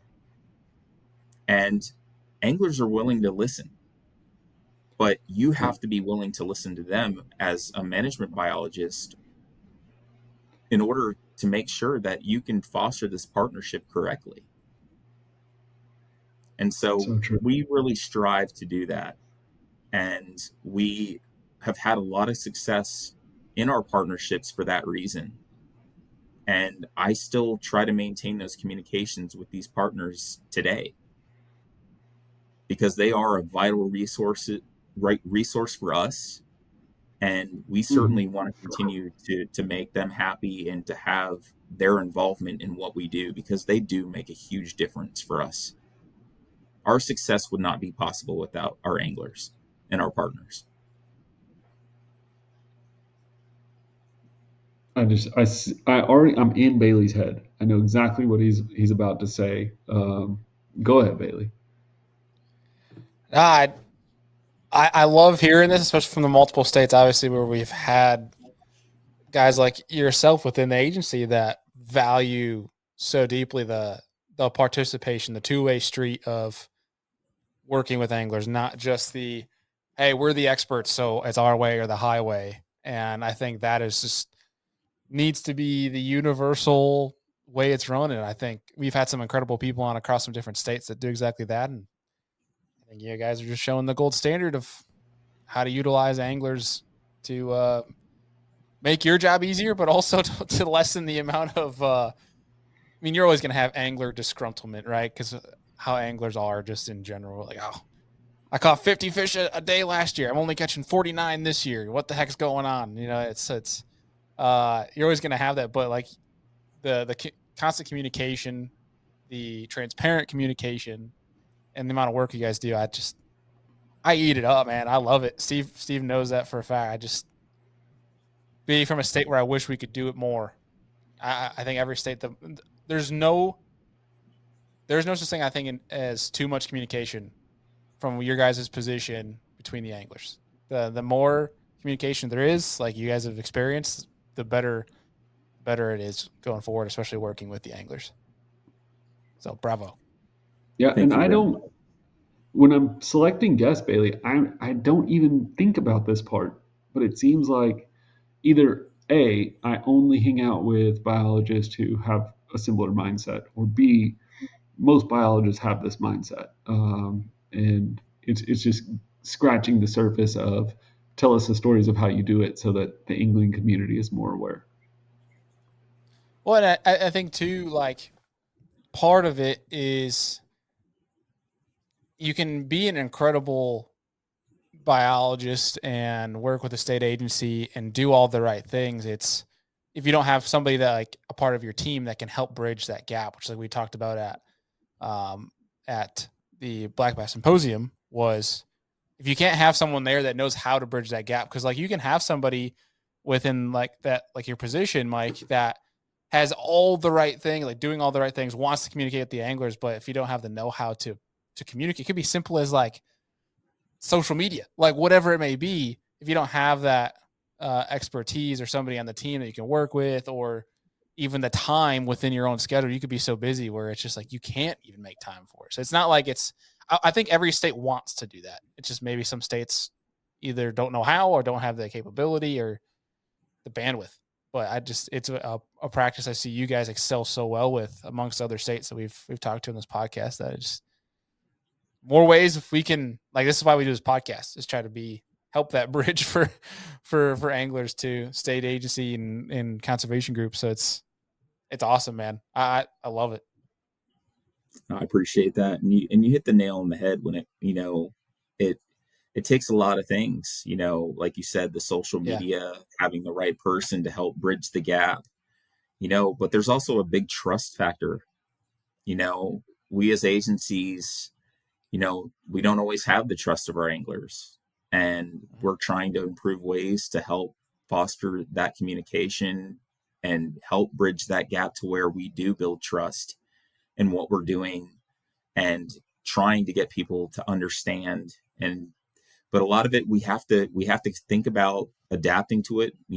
We have a lot of diverse people out there and different means of communication, and it's a challenge for us. And you mentioned bandwidth. We only have so many people too, and when you're dealing with large areas and these complex issues, you got a lot of different opinions. And so Oh yeah. it really does take those right people and those thinking outside the box with the means of communication. Yeah. And I want to say too, is as much as I, with this podcast and Steve knows, harp on how communication is so important. Like you guys don't even need to have all the answers, but I think if anglers knew like on a subject, even if you guys don't know, but you're working on it, that goes a long way. But that is much. I say this as I love the communication, but I understand how challenging it is because when you look at the demographic of anglers, we are one of the most stubborn people you will ever talk to. So like, I always call it angler theory, which has zero data backing it, but it could be something that you've believed for the longest time. Like if it ain't chartreuse, it ain't no use. That whole thing, like anglers are the hardest to convince otherwise. That one, maybe to admit they're wrong, which good luck, and then two, to convince them to think differently. It's much easier said than done. So it's a very tall task that you guys have, which, like you say, hard to have trust. Like it's a hardest thing to gain, the easiest thing to lose. So you guys, it's a tough position to be in. But I'd say with how much for your guys specific, like your department, you guys are doing a killer job with how many people trust what you guys are doing in Texas and things like that. So it's I'd say for states that feel like they were part of that group, it's a very, very tall task, as easy as it is to say, because it's one where you mentioned too, there's different groups where you have to be diverse in your communication efforts. It's not like social media nowadays where like for us going to a trade show doesn't really do much for us. Where putting out a podcast does a lot more than going to an expo for the weekend. For you guys, it's you got to be showing up to ramps. You got to go check boat to boat. You got to do the social media stuff. You have to do the email list because you're hitting all these different groups that, there's people that don't have social media. They still have a flip phone, if a phone at all. And so it's like you have to be so diverse in your communication where it's a hard job for you guys, but I'd say you guys are doing pretty well. We appreciate it, and it's people like you that have these platforms that also help us spread that message. And I certainly appreciate the ability to come on your show and be a part of this, and because you're making a difference too, and know that. And I really hope that that helps continue to drive you as you build your show and continue to have these conversations, because you are making a difference too. I hope So so. thank I you. hope my grandmother really appreciates the show. My mom usually tunes out after 10 minutes, but uh no, all seriousness, I do hope it actually is. We've gotten some really good feedback with this show. And it's because we actually get really intelligent people on like yourself. They're sick of me. They don't want to hear me. They love Steve because they actually have some brains to them. But if we can I would provide say the I hide it platform, well. yeah. I'm really good at photoshopping my fish. That's about it. But otherwise, it's if this is the platform to get people to learn more about the important things going on that keep our fisheries healthy and for the future, then by any means necessary. Awesome, man. Yeah. All right, Mike. Let's give the audience a couple of resources. Where can they go to find more on HAP?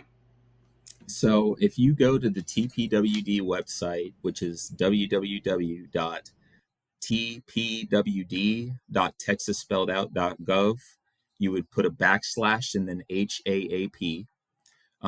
That's where you can find information about the Habitat and Angler Access Program and the projects that we have supported. And we just announced our new slate of projects for the 2026-2027 cycle.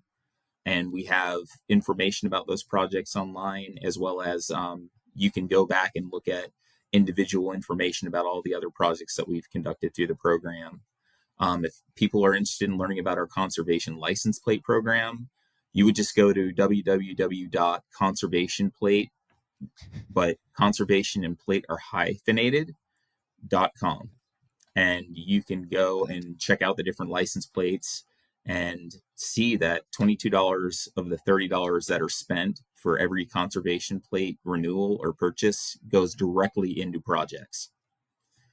For the Reservoir Fish Habitat Partnership, you just want to go to fishhabitat.org or friendsofreservoirs.com.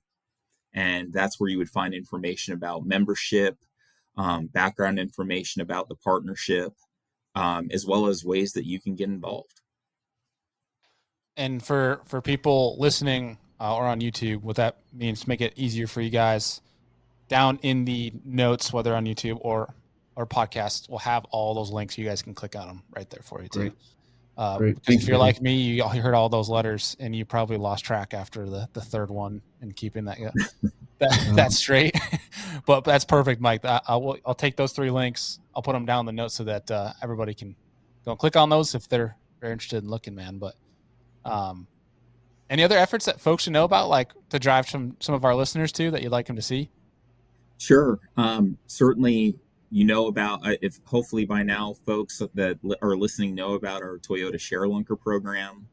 You know, it's our ability to actually use angler caught largemouth bass that are 13 pounds or larger, and we spawn them in our hatcheries. We return those fish back to their place of catch, and that helps us supply our ability to stock fish that have really good growth potential in the state of Texas. Um, if you submit a fish through the Share Lunker program, which we have different classes starting at 8 pounds, there's an app. You would just take a snapshot of that fish, you with it on a measuring board and also on a scale, and the angler holding the fish. It goes directly to our Share Lunker coordinator. It gets reviewed, and then they send you a swag bag. It's got stickers, lures in it, and then you also become eligible if you end up getting one of our legacy lunkers for a shopping spree. They do a drawing at over around the fall, right before the Share Lunker banquet, which you would get a replica of your legacy lunker and participate in an awards ceremony. And it's just a really awesome program that we're doing, and it allows us to really engage our anglers. And so I would just encourage people to check that out. Um, we're doing a lot of efforts, trying to really beef up our ability to help support bringing in youth anglers. And we have an R3 program, which we call Recruit, Retain, Reactivate. And we are really trying to provide unique fishing opportunities and diverse fishing opportunities for folks. And so certainly keep an eye out for those efforts over time. And you can get information on the TPWD website, as well as all the districts have social media pages, whether that be Facebook or Instagram, where we are doing social media updates. And so I would just encourage you to follow some of those. The Abilene district has one. I'm in the process of trying to get approval to develop one for HAP. But we try to do a lot of different things to share what's happening in what we're doing here in Texas. And then certainly subscribe to the Friends of Reservoirs email listserv to get the newsletter. And you can hear about things that are happening across the United States that partnership is doing, as well as the other national fish habitat partners have other email listservs as well. Awesome. Heck yeah. Yeah, Bailey, there's I'll look down there. no lack of resources if you want to get involved. Yeah. I don't know why. This is maybe like the content creator brain in me, but like every now and then on Serious Angle, we post these questions on social media to people like, would you do this or that? Type of deal. Right. I don't know. I would love to ask people if they could take one cast, would they either choose the Bass Pro Shops fish tank or the Share Lunker program tanks to make one cast in? Which one they would choose? That would be hard. I know the one I'd choose. What's the biggest one you got down there in the tanks? Well, so during the Friends of Reservoirs meeting, we did a tour of the newly renovated Texas Freshwater Fisheries Center, and Tom Lang stood in front of the dive tank and pointed to a fish and said, "That's bigger than our state record, which is 1818. That's bigger than our state record, but I don't know what she weighs because I don't want to hurt her by weighing her just to prove that I have one bigger than the state record." So it's over 18 pounds. You better after this, you should heighten the security around that tank because you're going to have some people trying to get in there and make a cast.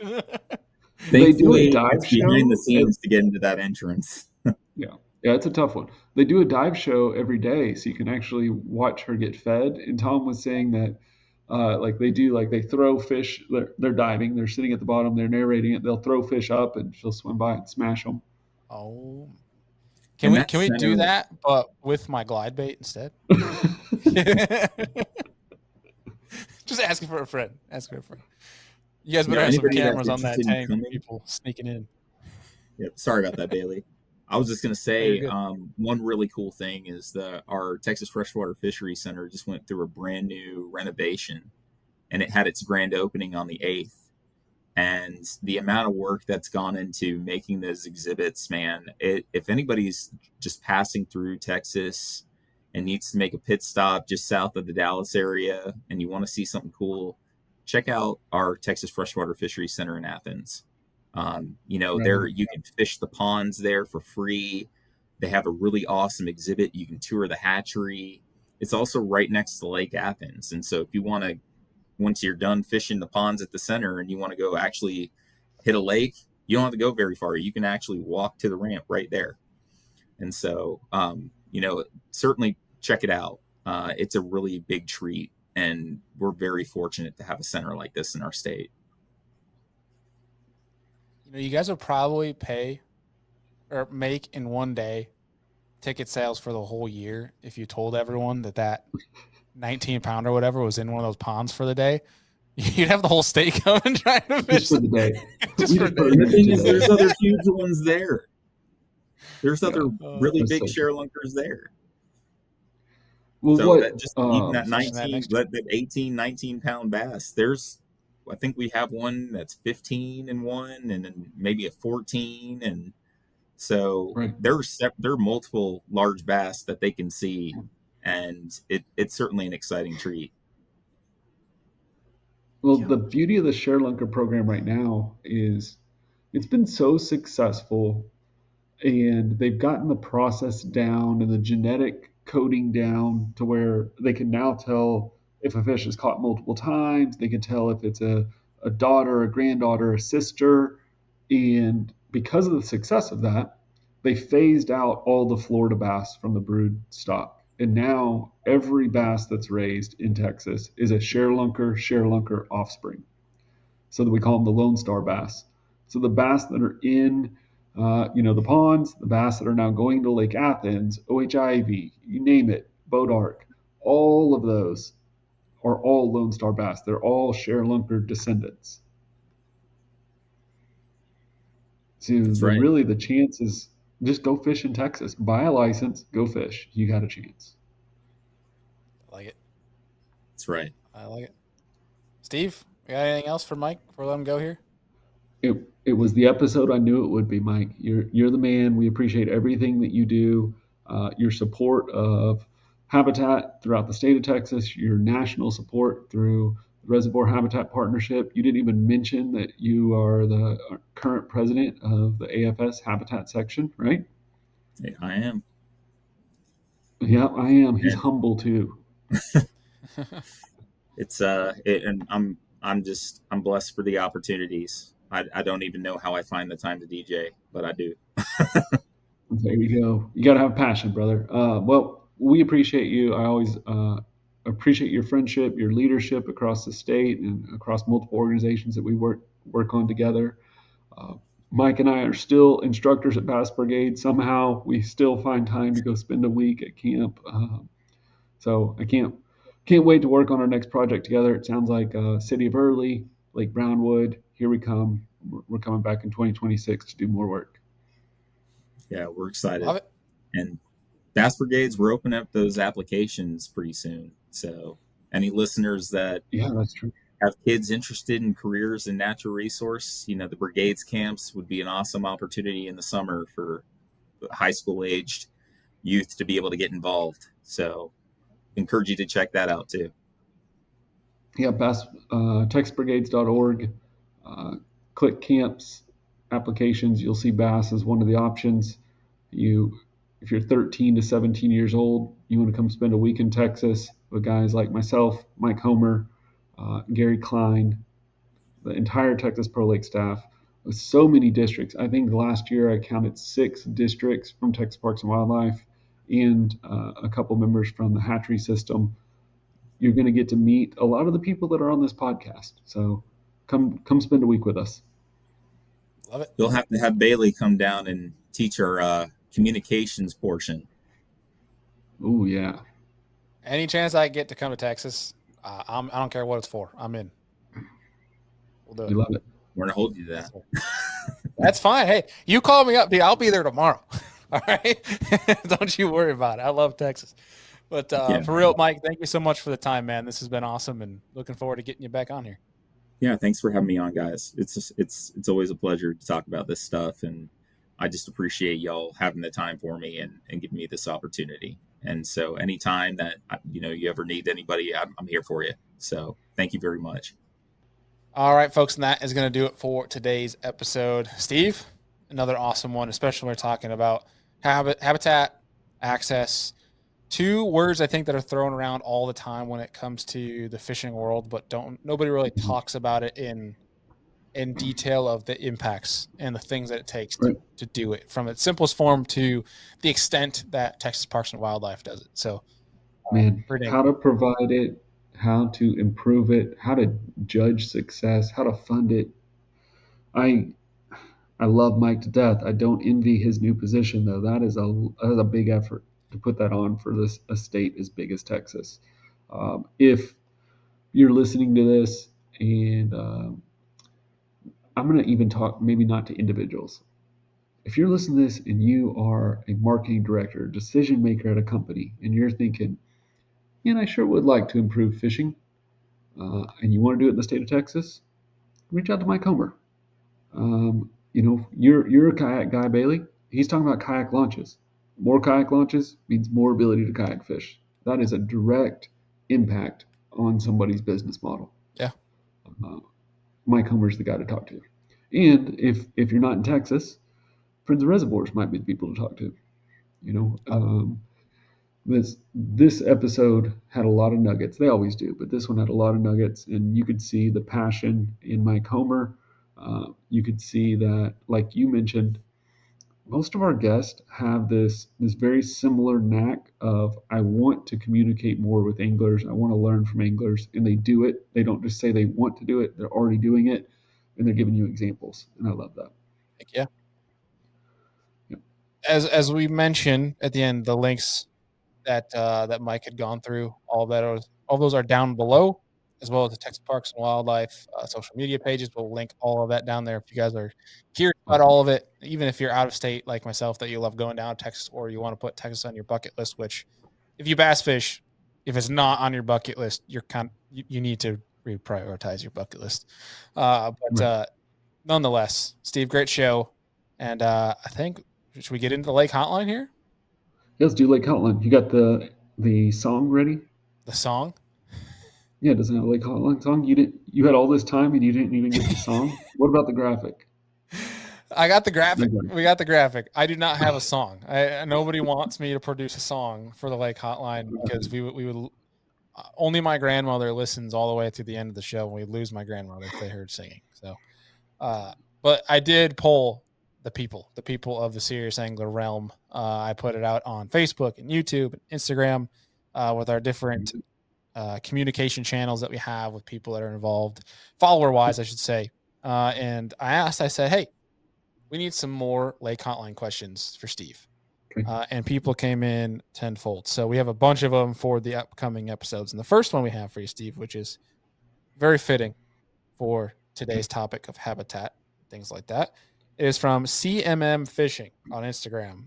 And he asks, when trying to grow a big bass, in parentheses, he puts 8+ pounds, so a giant bass, is Which I appreciate. Wait, pause. I appreciate. Because you don't know how many times people say, hey, I want to grow a trophy bass. I'm like, well, what does that even look like to you? So this guy saying 8 pounds, I know exactly where we are. Love it. Continue. Is genetics the biggest factor, or is it food, environment, aka habitat, water quality, etc.? Okay. I'm gonna give you the easy answer. Genetics don't matter unless all other things are optimized. Because it takes forage, the environment, water quality, temperature, time of year, all those things to showcase genetics. So that is actually probably the last priority you have. You would start with either optimizing forage or reducing competition. Those kind of go hand in hand. So we need to harvest more bass. We need to provide them more food.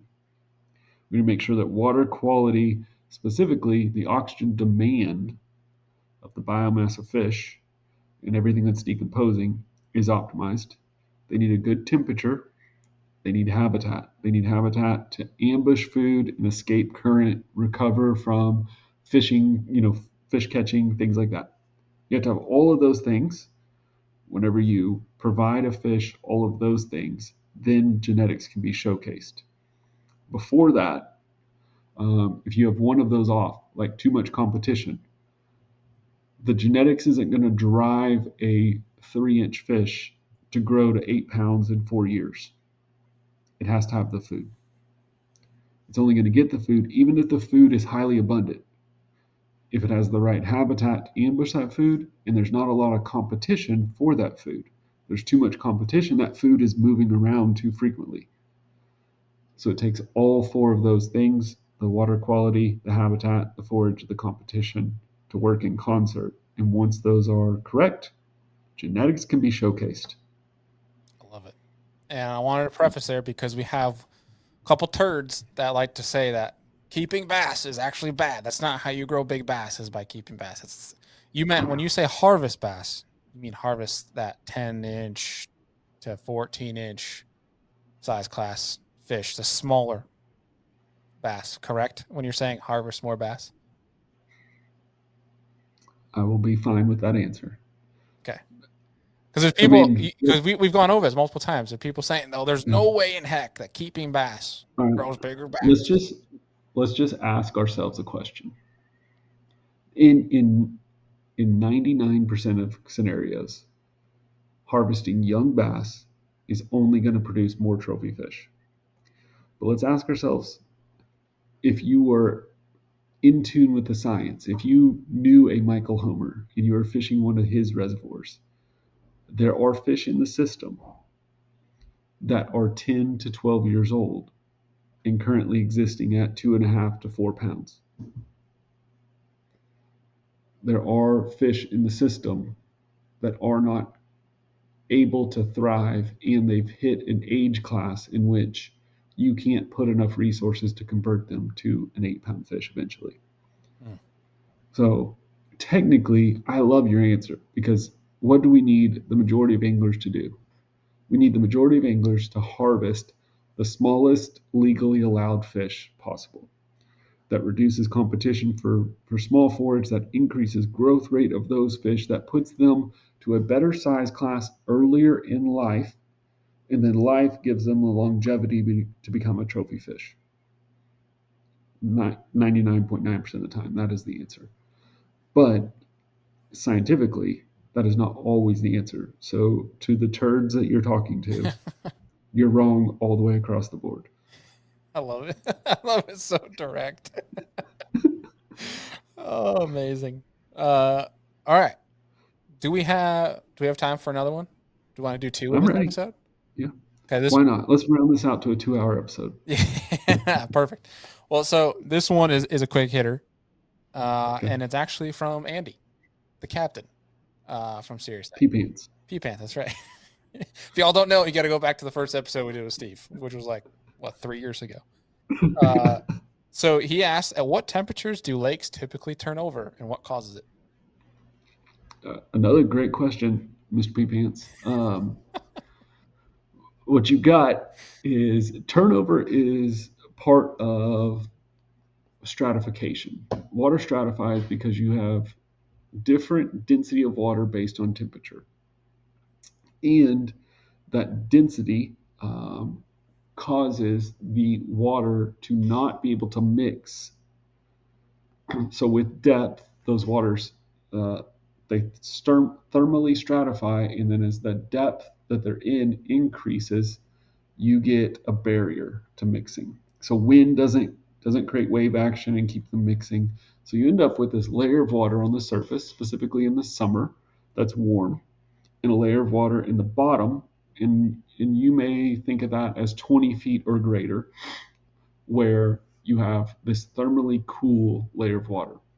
Now, what happens at a turnover, it can be rapid because of an inflow of cool water into the surface that rapidly cools that surface water in a flood, in a heavy storm, something like that, and that those two layers become similar enough in temperature that they mix. That can happen overnight, that can happen over a week. When that happens, the fish typically die because that turnover is too rapid. What Andy is talking about for the turnover is the process that this gradually happens because overnight temperatures in the atmosphere cool the very top of that surface water. And so as we're cooling that top of the surface water, we're dropping a degree or two a day. Over a longer 2-week time, we finally get cool enough that those waters can start to mix, and they mix gradually. And what you typically see is dissolved oxygen may go down during this time. That's just because the oxygen was in that top part of the water column, and now it's in the entire water column. So it's dissolved over a bigger area. You should see water color change. That's because the water that was at the bottom is now mixing to the top, and the plankton is not as dense as it once was. And so that bottom color of water starts to come to the surface as well, and you get a color change. You may see or smell a different smell. Often it's like a hydrogen sulfide or a rotten egg smell. If you happen to have a drinking water facility, you may notice that the water coming out of your tap has an off color or even an off smell. And that's just because of this process where the lake is being drawn from the water body. It's been mixed so rapidly that it's coming through. Even through the processes of cleaning, it's coming through because they're not trying to separate out whatever specifically is causing that smell. Mm. So the turnover, Andy wants to know what temperature it's associated with, and that would depend on what your surface temperature was. You guys in New York, y'all's turnover is going to happen slightly earlier in the season at a cooler water temperature, or at a cooler water temperature than ours is in the south. So we're sitting here at the end of October, and our lakes just turned over about 2.5, 3 weeks ago. Mm. You guys have been unseasonably warm, so maybe yours is doing it at a similar time, but you're usually earlier than us. Yeah, I like it. Yeah, because I think that's one that's I literally ours was actually happening a couple weeks ago, Okay. up on the Great Lakes because a buddy of mine went up fishing in Ontario. He goes, dude, why are there a bunch of salmon up shallow? I'm like, well, there it is. Yeah. Lake turning over. That's Yeah, seems to the be the fish are going to move. yeah. The fish are going to get stressed. They're not going to bite well, Mhm. which we think about the turnover, and it's a difficult time to catch fish, and it's why people often talk about how poor the fishing is in the fall. Uh, Now, a week or two after the turnover, the lake stabilizes. That's when the fish eat because they were in a stress mode for a short amount of time. You get to the backside of that stress mode, and they're ready, and the lake really turns on. So you will have a window after the turnover, but before hard winter, where fish are just eating, and it's the best fishing in the entire year. Yeah. Love it. Awesome, man.